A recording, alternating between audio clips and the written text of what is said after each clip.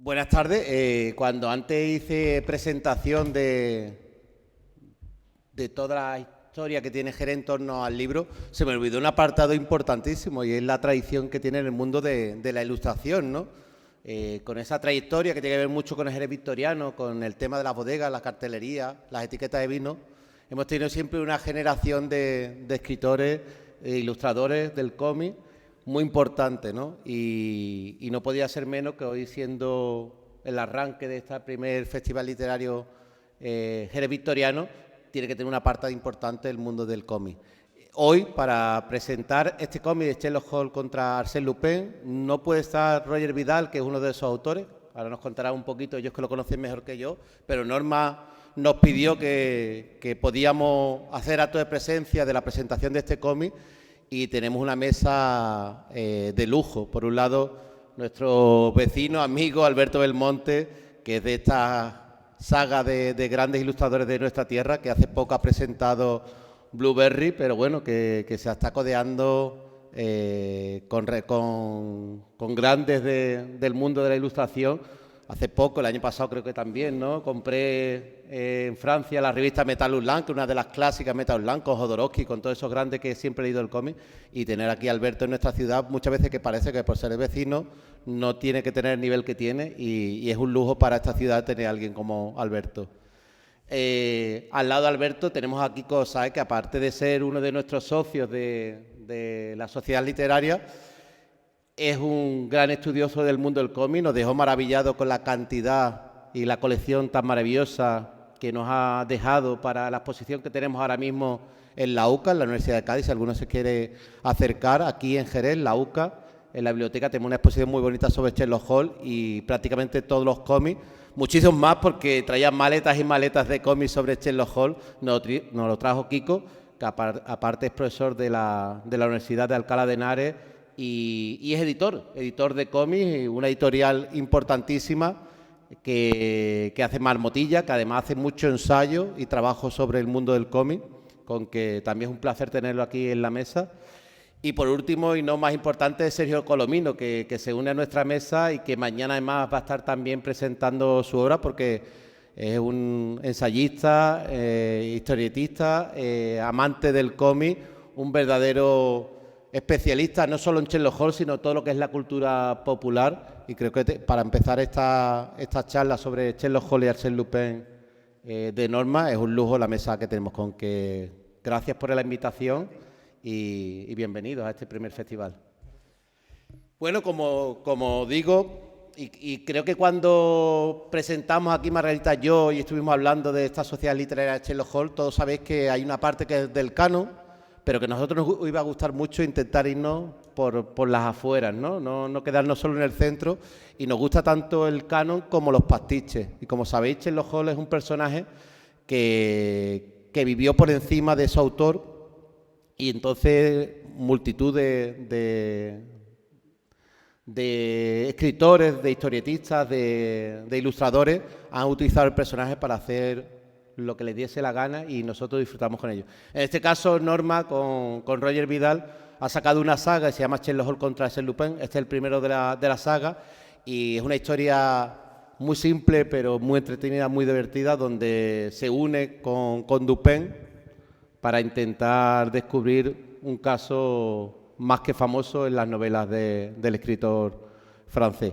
Con que, bueno, usted que habéis leído el cómic y demás, hablarnos un poquito cómo habéis recibido esta obra de Roger Vidal, esta nueva colección Norma, porque Sergio Colomino, entre otros, tiene una colección también de Sherlock Holmes, ambientado en Barcelona, también pastiche.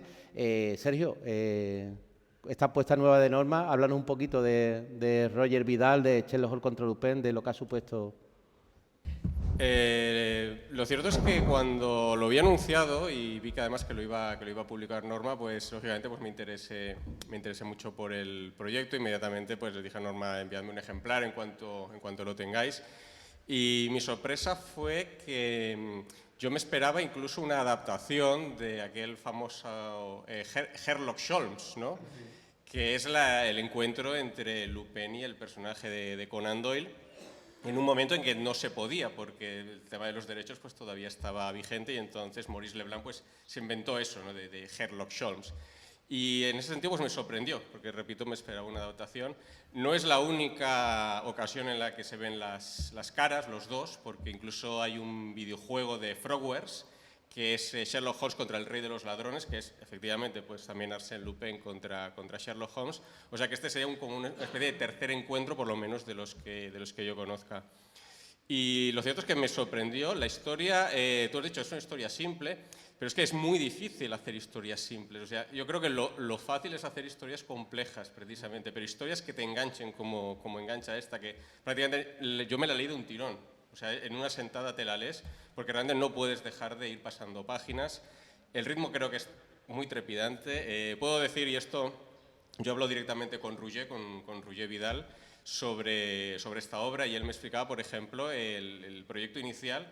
Es muy curioso porque es una iniciativa de la editorial francesa, de Lombard, que quería una historia sobre Sherlock Holmes, sobre Arsène Lupin, y que la escena inicial ocurría en un tren.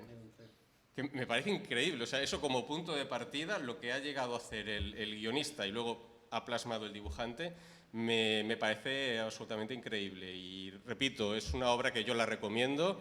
El primer libro se lee en un suspiro.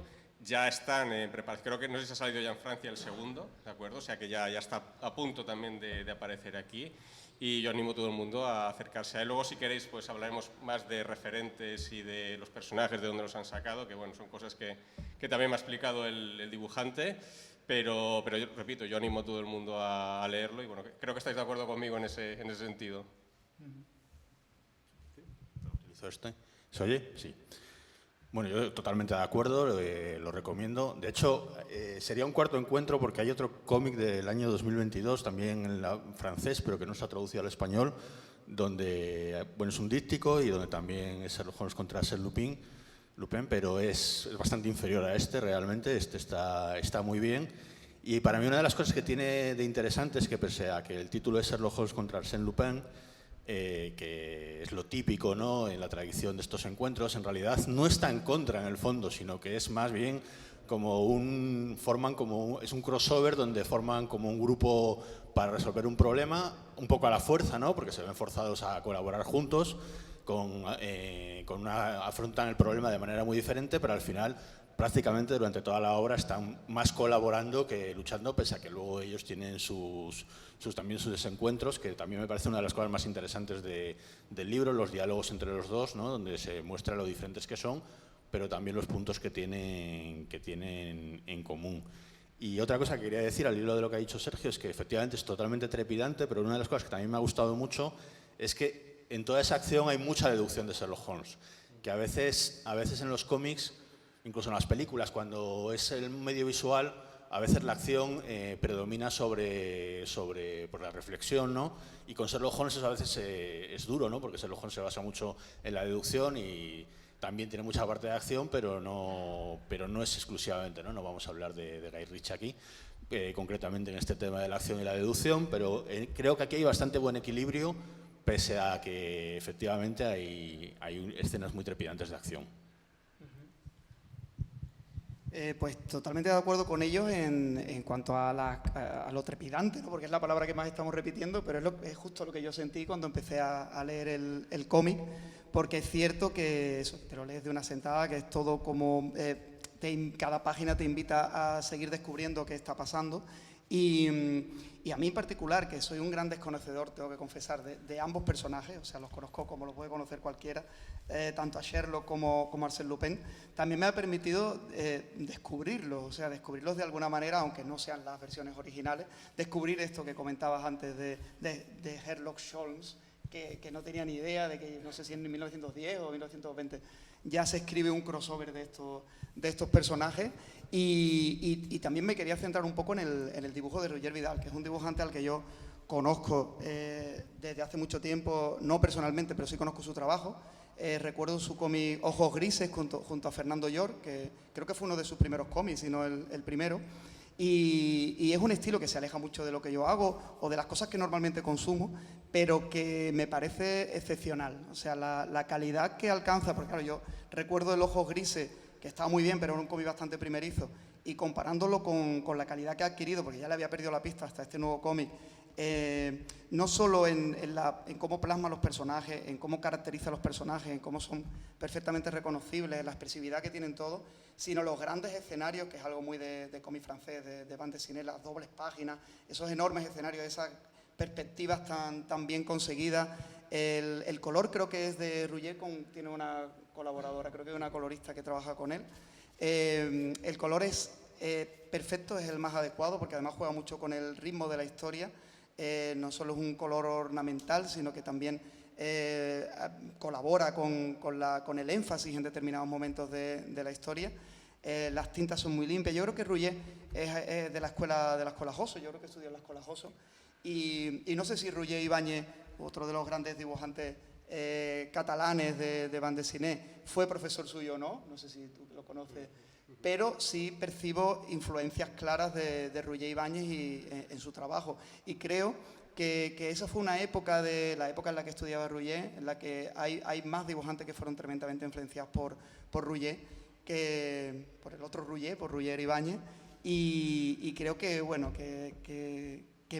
estoy convencido de que me voy a leer el siguiente tomo en cuanto salga, porque es cierto que no solo la historia te atrapa de principio a fin, sino que el final de la historia pues te deja con ganas de seguir leyendo, porque al final se hace hasta corto, ¿no? Pero la verdad que me ha parecido una maravilla y coincido con ellos, por supuesto, en que lo recomiendo, porque ha sido un gran descubrimiento, ¿no?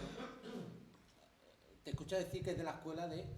La Escola Josso es la escuela de Barcelona. Un poquito... Sí, la Escola Josso es una escuela que lleva muchísimos años en Barcelona, que es una escuela de cómic, escuela exclusivamente, bueno, que creo que hay más asignaturas y más ciclos de animación, de 3D, de otras cosas, pero nació con Josso, un ilustrador catalán que fue el fundador, y lleva muchísimos tiempos. Bueno, de hecho, hay algunos jerezanos ya que han estudiado la Escola Josso, como Fran Mariscal, por ejemplo, como David Garrido, como Pedro Moya, que ya han pasado por allí, y donde me consta que, bueno, todos los profesores son profesionales del cómic, tanto guionistas como dibujantes, y eso es un plus, porque no son solo profesores que te pueden ayudar a avanzar técnicamente, sino que también en la orientación profesional, pues estás ahí dentro del sitio donde tienes que estar. Y por época, pues ha habido muchos profesores allí, pero son profesores a los que admiras, claro, a lo mejor tu profesor es un autor al que tú lees y al que tú admiras y al que quieres parecerte, entonces tener la suerte de que te enseñe directamente tu ídolo, que pasa en muchísimos casos allí, pues es una gran fortuna para muchos, y yo veo mucho del trabajo de Rouget, de Rouget Ibáñez, en el de Rouget Vidal, sin que pierda él su propia personalidad. Tampoco quiero decir que sea un clon, como hay otros dibujantes que tienen su propia personalidad, que además va evolucionando, pero sí es un poco de esa misma escuela de cómic, de bande dessinée, de cómic francés, de esa misma época que eso es un poco a principios del 2000 o por ahí, a finales de los 90. He escuchado antes a Colomino decir que había estado hablando con Rouget un poquito sobre el proceso, con el segundo. Hablamos, ¿qué es lo que te ha ido comentando sobre el proceso creativo de esta obra? Bueno, estuvimos hablando sobre todo, él me dijo que se había querido alejar bastante de lo que es la figura del Holmes clásico. De hecho, no hay ningún Deer Stalker, ¿no? Y me dijo, y al final le añadí la pipa casi por una exigencia editorial. Esto de las exigencias editoriales es muy común. Ya. Mañana, cuando tengamos que hablar sobre la ilustración, pues ya citaré algunos casos, además, que me han pasado a mí. Y él me hablaba, por ejemplo, de las inspiraciones, que no son malas, en el sentido de muchas veces coger, por ejemplo, imágenes que todo el mundo conoce para algún personaje. Yo siempre las defiendo, por ejemplo, si dices, mira, quiero que este personaje sea, que tengas en mente a Michelle Pfeiffer. No quiere decir que yo quiera ver allí a Michelle Pfeiffer, quiero decir que tú sepas el tipo de personaje que ella podría interpretar y entonces pues que lo plasmes, ¿de acuerdo? Y yo creo que es la mejor manera de usar un referente. Yo no quiero ver al actor, sino que quiero ver su interpretación de ese personaje.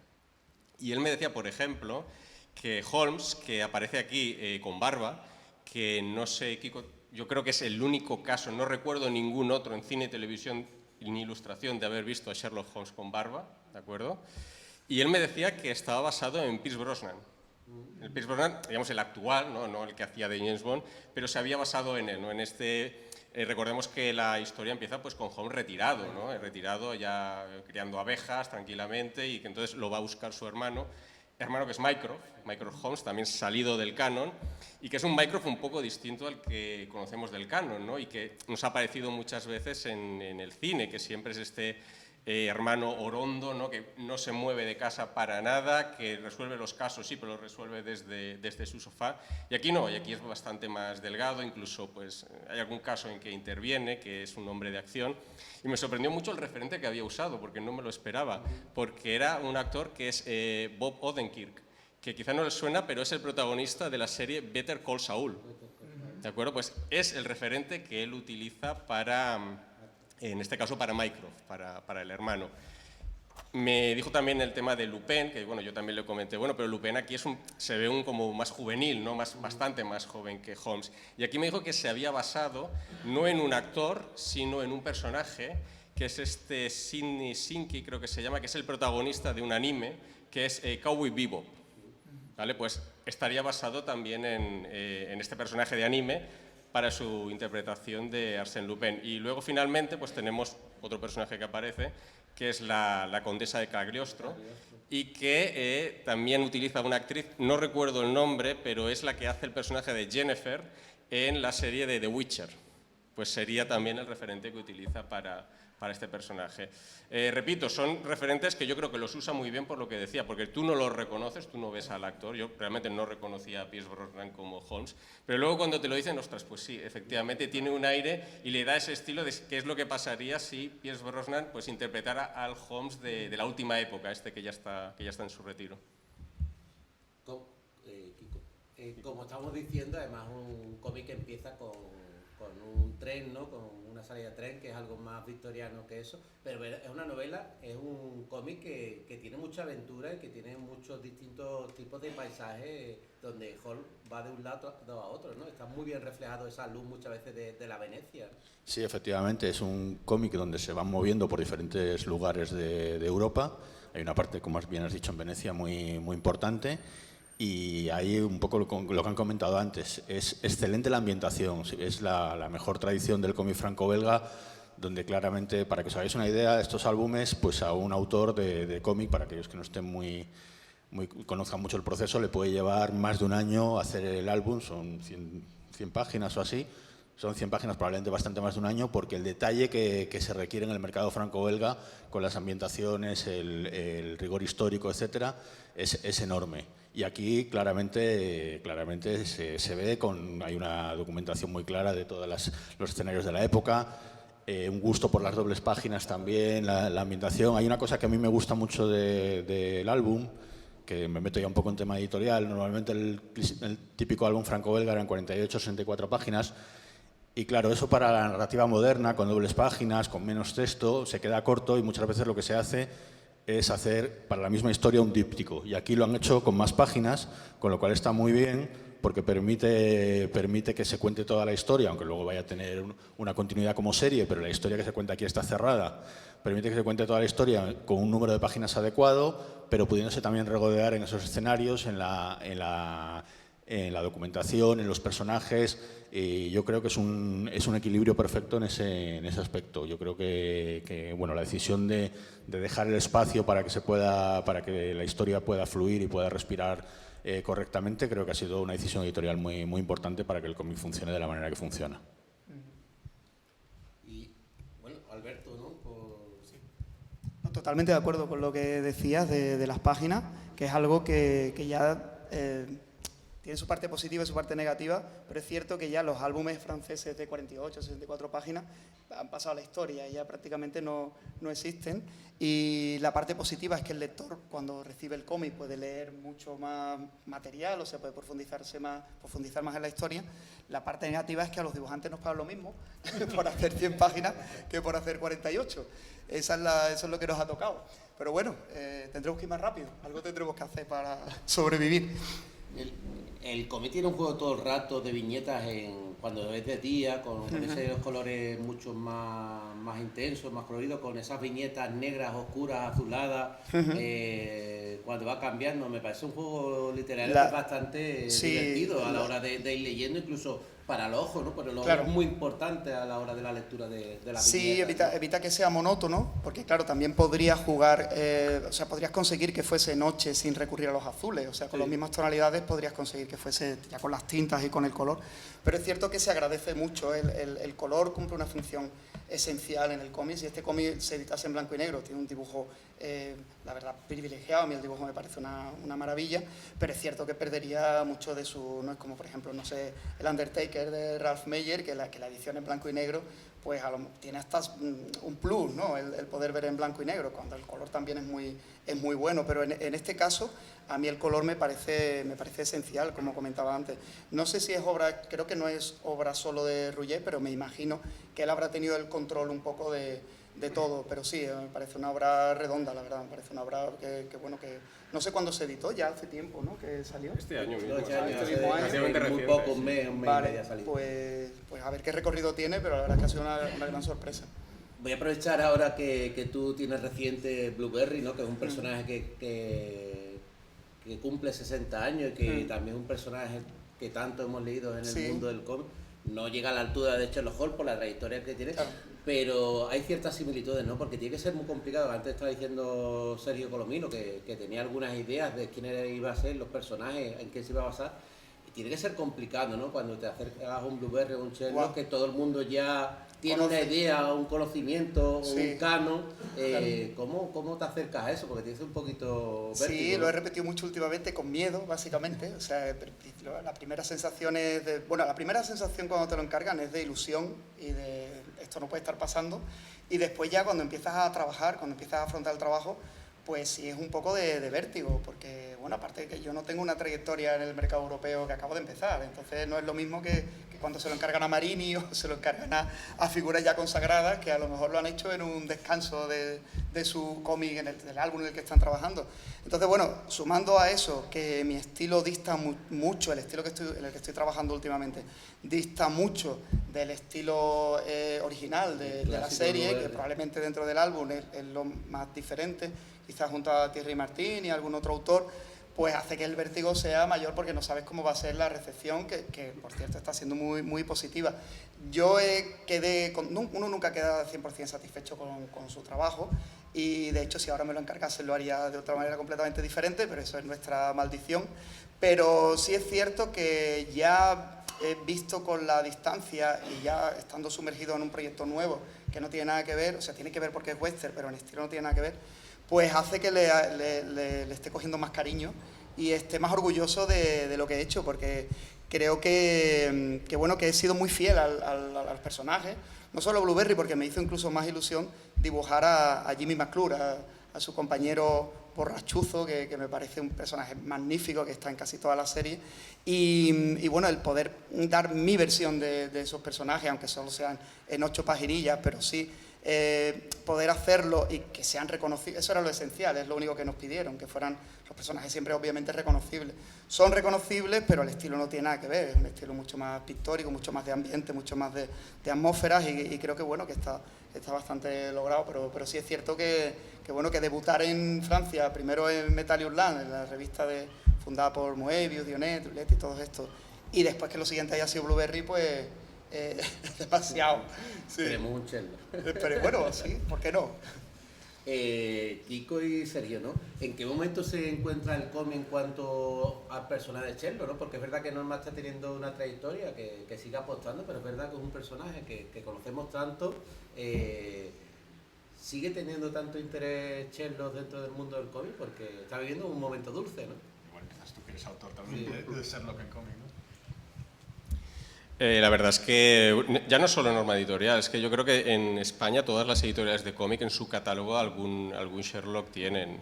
Incluso diría yo también en Francia, todas las editoriales importantes, porque es un personaje, lógicamente el tema de los derechos pues ayuda bastante, ¿no? Que es un personaje pues ya está libre de derechos, y sobre todo porque tiene esta doble vertiente. Por un lado puedes adaptar los relatos originales, ¿no? Pero también puedes hacer tus propias aportaciones, y es aquello de que bueno, siempre te quieres llevar a Sherlock un poco a tu terreno. Pensemos en este proyecto de Lombard, que querían un Sherlock, un Lupin y un tren, y a partir de aquí pues se hizo todo. Creo que comentabas antes que claro, en tema del tren es que es lo típico de un una historia victoriana, ¿no? Yo añadiría otra cosa, en una historia victoriana siempre tiene que haber una escena submarina. Aquí hay una escena submarina y yo debo decir que me parece la mejor de todo el álbum, y es una escena que son como 6 o 7 páginas completamente mudas, que me parecen magistrales. Yo, cualquier persona que le tuviera que enseñar lo que es la narrativa en el cómic, le enseñaría esas páginas, porque no tienen diálogos y no le hace falta absolutamente ni un diálogo. Es decir, es una maestría absoluta. Pero bueno, en relación con lo que decías, yo te puedo decir que Sherlock es un personaje que, por lo que a mí concierne, se vende bastante. Hay una atracción por todo lo que tenga que ver con Sherlock, incluso por el público original, ¿vale? Y luego, pues lógicamente, si la obra es buena, pues todavía mejor. En este caso sí que lo es. Porque, repito, no se limita a ese proyecto inicial que tenía Lombard, sino que, por un lado, el guión es muy bueno. Por cierto, no hemos hablado del título del álbum, creo que hay que hablarlo. Es Tras la eternidad, que ya te dice mucho de qué va la historia, ¿de acuerdo? Porque la historia, efectivamente, es tras la eternidad. Estos dos personajes que, aunque es un contra Saint-Lupin, se unen. Y aquí quiero compararlo un poco con lo que serían estos dos personajes, con quizá los clásicos de la literatura castellana, que son Don Quijote y Sancho, porque Holmes se vuelve muy Lupin, acaba incluso actuando contra la ley, y Lupin se vuelve muy Holmes, porque él acaba haciendo deducciones, ¿no? E incluso acaba colaborando con la policía. Es decir, que ambos se influyen, y yo creo que por eso forman tan buen equipo, y sin hacer spoilers, como acaba realmente la historia, que te deja ganas, pues, de seguir leyendo a esta pareja tan peculiar. Pero es verdad que esa escena submarina que te has contado, además en el lugar donde aparece, en el paraje que aparece, que la Venecia, salvando muchas distancias, pero a mí siempre vino ahí ecos a la Liga de Hombres Extraordinarios, no sé por qué, pero vi ahí ciertas referencias como la literatura pulp y como todo el mundo está entrelazado una y otra vez, ¿no? En la novela, en la obra, ¿no? Sí, completamente. Y ya digo, incluso es un punto de unión de varias tramas que hay en la historia, y yo me quedo con una frase que decía el gran Mike Mignola, ¿no? Precisamente en la literatura victoriana, que decía que en toda historia victoriana siempre tiene que aparecer un submarino, ¿no? Bueno, yo, en uno de mis cómics, que es Sherlock Holmes y la conspiración de Barcelona, efectivamente aparece un submarino que es el Nautilus de Narcís Monturiol, ¿no? Y me basé precisamente, pues, en esta frase de Mike Mignola. Sí, bueno, varias cosas de lo que ha dicho. Bueno, estoy totalmente de acuerdo en que Sherlock Holmes debe vender. Yo conozco un poco, sin saber las cifras, el caso de una editorial que tiene algún cómic de Sherlock Holmes en el catálogo y también algún libro sobre Sherlock Holmes, que es Diablo, porque colaboro con ellos, y lo que me dice es que si sacas algo de Sherlock Holmes tienes unas ventas mínimas seguro. Seguro que Sergio sabe un poco más por su propia obra como autor y su colaboración con Norma, pero evidentemente las editoriales españolas están todo el tiempo comprando derechos de temas de Sherlock Holmes. En Francia se publica muchísimo, en Japón se publica muchísimo, en Italia o salen obras de Sherlock Holmes, o sale, por ejemplo, Mickey Mouse, Topolino, que es muy famoso, pues episodios de Topolino con Sherlock Holmes. Es una constante, con lo cual entiendo que tiene público. Bueno, se ve que Sherlock Holmes tiene público, porque aquí tenemos la sala llena, así que en el cómic sucede un poco lo mismo. Y aprovechando lo que ha dicho Sergio, quería hablar porque nos centramos mucho en Roger Vidal, porque me parece que hace un trabajo enorme y porque es español, pero quería hablar un poco de lo que ha comentado Sergio, del guión de Denis Pierre Philippi, que yo no conocía mucho, no sé si vosotros le conocíais, pero que a mí me parece maravilloso, porque hace una cosa que es, efectivamente, toma todos los tópicos, están todos los tópicos para él, la escena submarina, el tren, incluso el tema Venecia, al final no deja de ser también un tópico de este tipo de narraciones, pero lo enlaza perfectamente. Y para mí la clave, que es un poco también lo he dicho, es la construcción de los personajes. Yo no sé, tú igual sabes algo más, si es hallazgo del guionista o el dibujante de los dos, pero esta idea del contraste de edad, que acentúa más el contraste entre los dos personajes, pero que luego encuentran ese fondo de conexión, donde se crea una relación entre como de mentor-alumno, pero también de camarada, me parece que está muy bien trabajado, a través de unos diálogos también excelentes. Yo creo que merece mucho la pena, porque nos centramos mucho en eso, porque la labor de Ruller es muy llamativa, pero realmente, más allá de eso, si el que lo lea va a ver que la historia funciona perfectamente. Sí, la historia funciona como un tiro, y en cuanto a la relación entre ellos es también muy bonito ver que hay hay compañerismo, pero a la vez hay mucha suspicacia también, no se terminan de fiar el uno del otro, mientras también hay un poco un juego de egos en cuanto a quién es más listo, no sé, todo está perfectamente engarzado y al final ya estás tan familiarizado con los personajes que necesitas más, o sea, que necesitas seguir leyendo, sí, fantástico.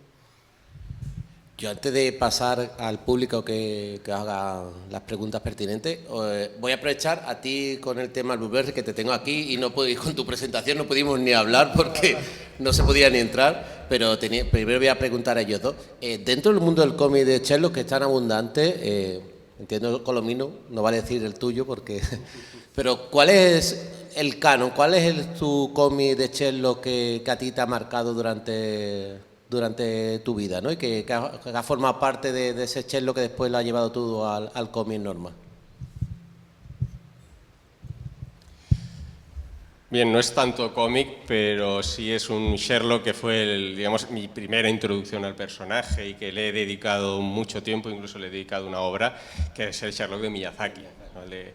Ese Sherlock animado, ¿no? Que ahí en los años 80, pues los chavales de la época, pues todos los viernes por la tarde nos poníamos a verlo, que después es un Sherlock de Miyazaki que no es tan de Miyazaki, ¿no? Porque solamente llegó a dirigir 6 capítulos y la serie pues tiene 27, pero que vale mucho la pena acercarse, no solo a los capítulos que él dirige, sino a los demás. De hecho, los demás son más holmesianos que los de Miyazaki, porque ahí él mete mucha más mano, pero que me parece un Holmes muy disfrutable, no muy canónico, pero muy disfrutable, y sobre todo que nos dejó un personaje absolutamente genial, que es esa señora Hudson de Miyazaki, que es una viuda joven, pero que es piloto, que cuando tiene que remangarse y dar un puñetazo lo da, cuando tiene que pegar tiros pues los pega, y en definitiva este Holmes que a mí al menos pues me marcó y que siempre que tengo que hablar del Holmes que a mí me ha influenciado, pues tengo que hablar de ese Holmes perruno.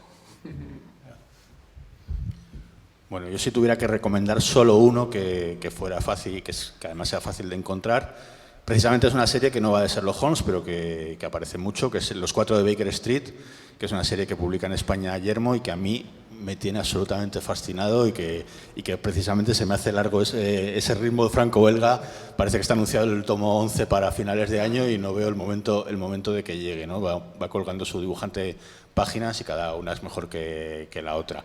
Va no exactamente de los irregulares canónicos, pero sí un grupo que bebe de esos irregulares canónicos y a partir de ahí pues recrea todo el mundo de Sherlock Holmes y cada vez, los primeros tomos Sherlock Holmes no tiene mucho protagonismo, pero cada vez va ganando más y me parece una serie maravillosa y la representación que hace del personaje y sobre todo de Watson me parece totalmente brillante.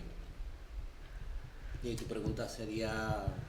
¿Cuál de los tomos conocidos de Blueberry fue el que te atrapó desde el principio? Porque es una saga larguísima. Sí, y claro, yo no empecé a leerlo desde el principio, ya después me lo fui leyendo todo. Pero el primero que me leí fue Las minas del alemán perdido, que casualmente es el álbum con el que enlaza la historia que yo he dibujado, porque es una historia de ficción que está entre el general Cabello Rubio y la mina del alemán perdido.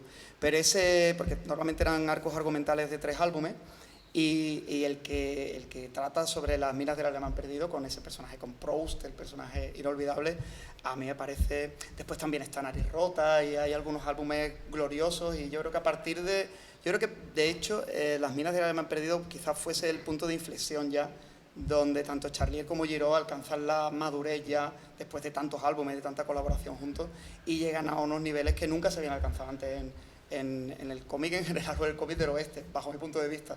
Y ya a raíz de eso, pues es todo subir saga tras saga a cual mejor, y ya después, desgraciadamente, pues Charlier fallece y se siguen publicando álbumes y Moebius toma las riendas, Jean Giraud toma las riendas del guión. También son álbumes que están muy bien, bueno, dibujados están siempre increíbles, pero las historias, bajo mi punto de vista, también bajan un poco el nivel, porque Moebius no era Charlier, claro, es que cuando se unen un guionista y un dibujante que encajan perfectamente y que los dos son top en lo suyo, pues salen obras maestras, entonces después es muy difícil mantener el nivel, pero si tuviera que quedarme con alguna saga sería la de Las minas del alemán perdido, por el valor sentimental, porque fue mi descubrimiento también de Blueberry. No sé si os ha quedado algo de comentar sobre el cómic Sherlock. Yo pasaría el turno de preguntas al público, si alguien tiene que preguntarle algo o decirle algo. Soltarnos.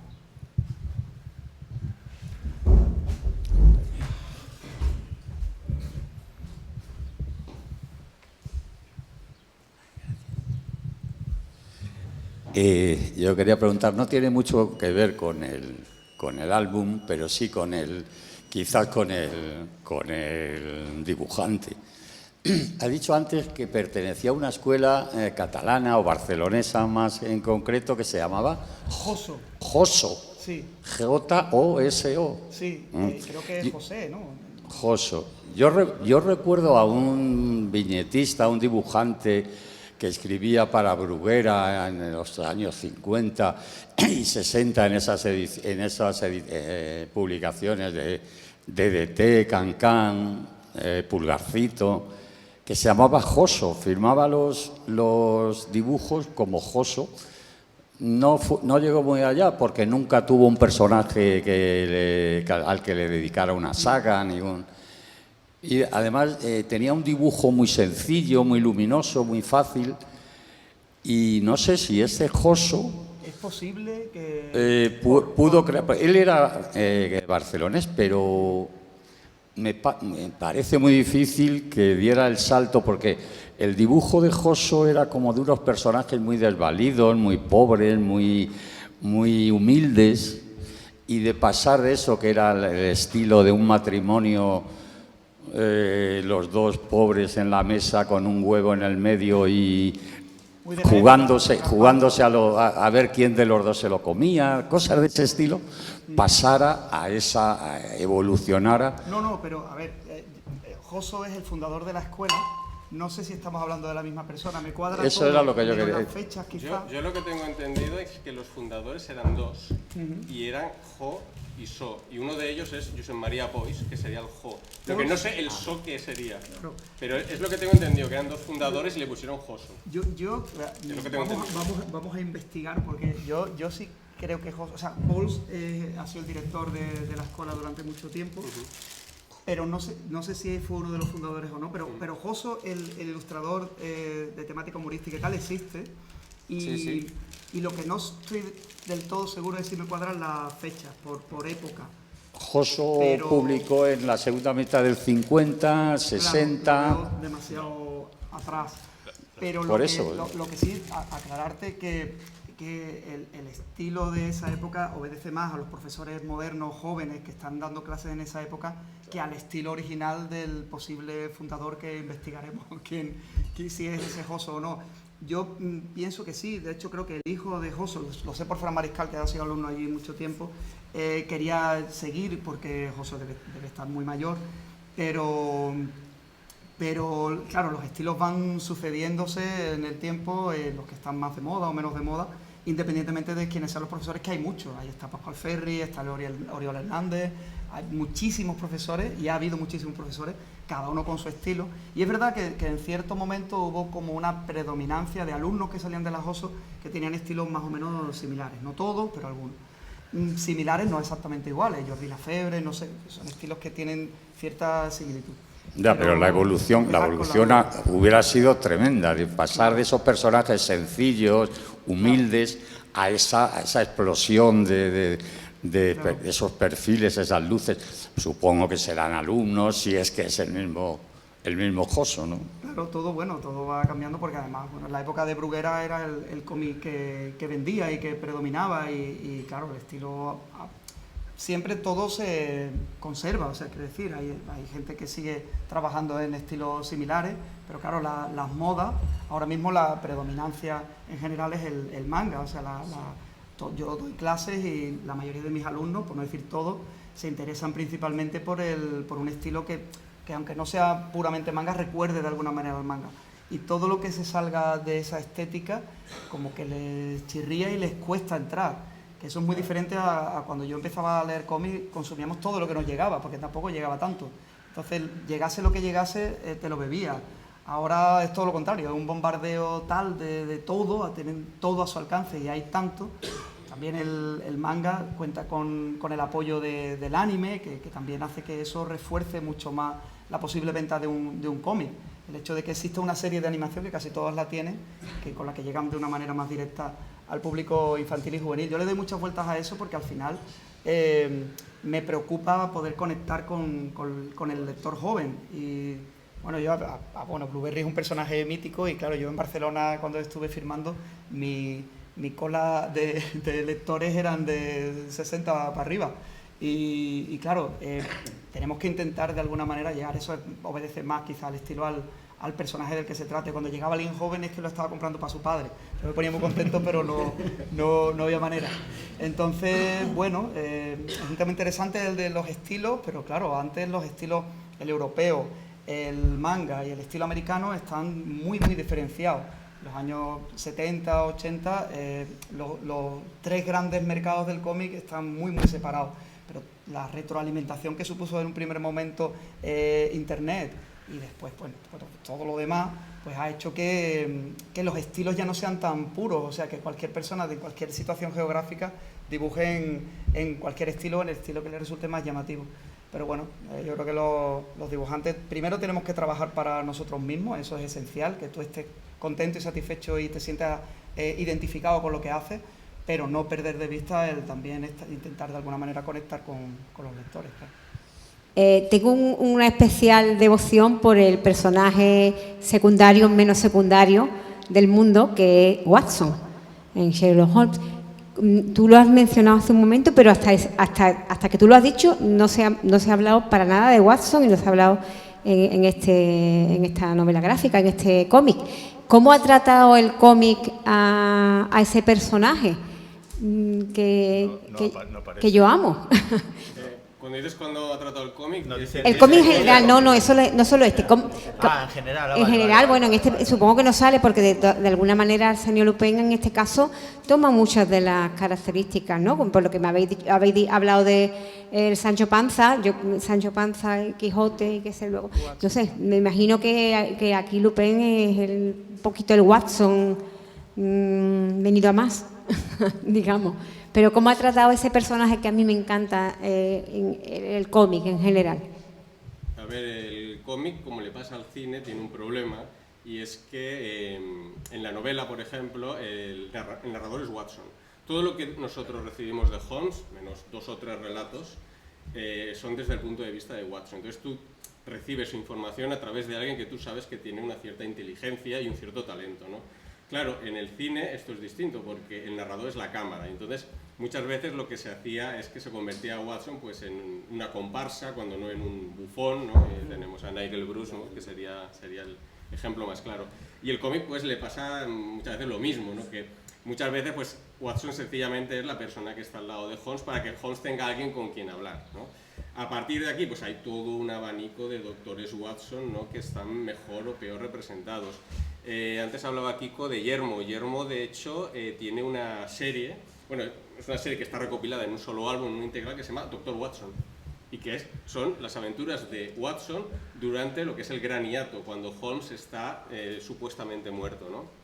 Si a ti te interesa el personaje de Watson, yo te recomiendo que vayas a Sinteca, porque repito, es solo un tomo, ¿de acuerdo? Tienes toda la serie allí y verás qué fue lo que hizo Watson por su cuenta, investigando, ¿de acuerdo? E incluso está muy interesante porque tiene toda una serie de flashbacks a su época en Afganistán, que es algo que no se trata en muchas ocasiones en la ficción. Así que si te gusta el personaje, yo te recomiendo esa integral. Lo tomo en cuenta. Sí, un poco del mismo tema. Lo que ha dicho Sergio, el problema del cómic es que muchas de las versiones antiguas, digamos, del cómic estaban muy mediatizadas por lo que era el Sherlock Holmes del cine fundamental, que era el Basil Rathbone, y por tanto por Nigel Bruce. Entonces la imagen era muy cómica, pero yo creo que recientemente ha cambiado. Concretamente en este tomo pues no aparece Watson y no se llega a decir qué ha pasado con él, igual en futuras entregas. Pero ahora yo creo que hay una tendencia a hacer Watsons más humanos, más cercanos a esa imagen del canon. Yo vuelvo a recomendar Los 4 de Baker Street, donde creo que Watson tiene incluso más papel en algunos momentos que Sherlock Holmes. Y, por ejemplo, sin entrar mucho en spoiler, vemos que Watson se enfada por lo de Reichenbach. Como yo soy el último en enterarme de esto, ¿no? Entonces, que el Watson general pasa esto y parece que lo acepta. Ah, bueno, has estado aquí unos años pensando que estaba muerto y no ha pasado nada. No, ahí se enfada y realmente hay una reacción. Entonces, creo que hay una tendencia a humanizar y a hacer crecer el personaje en los cómics recientes que antes no había. Yo creo que, como bien ha comentado, por la influencia de Bruce, que era muy fuerte. No es el cómic, pero hay una referencia que a mí me encanta en el mundo del cine, ¿no? Para esa contraposición entre Basil Rathbone y Nigel Bruce con la película Sin Pistas, ¿no? Donde el inteligente Watson y Michael Caine, que hace de Sherlock, es un actor malísimo además, y es Watson siempre el inteligente, el que está detrás de todos los casos, y el otro era más que una marioneta, ¿no? Me parece un juego, en este caso cinematográfico, muy divertido que hacen con el personaje de Watson, ¿no? No sé si tenéis alguna otra pregunta. Si no hay nada más, agradecer a los tres que estáis aquí. La verdad que es un gustazo teneros. Lo vuelvo a repetir, es que tenemos que, Margarita y yo, decir muchas veces hoy gracias, porque para nosotros es un placer que esta mesa, hablando sobre el mundo del cómic, estéis representados por ustedes tres, con que gracias, enhorabuena. Y os voy a dar un regalito como a todos. Sergio, un vino de aquí de nuestra tierra, Kiko, y por supuesto Alberto, y, muchísimas gracias. Y este aplauso para ustedes tres.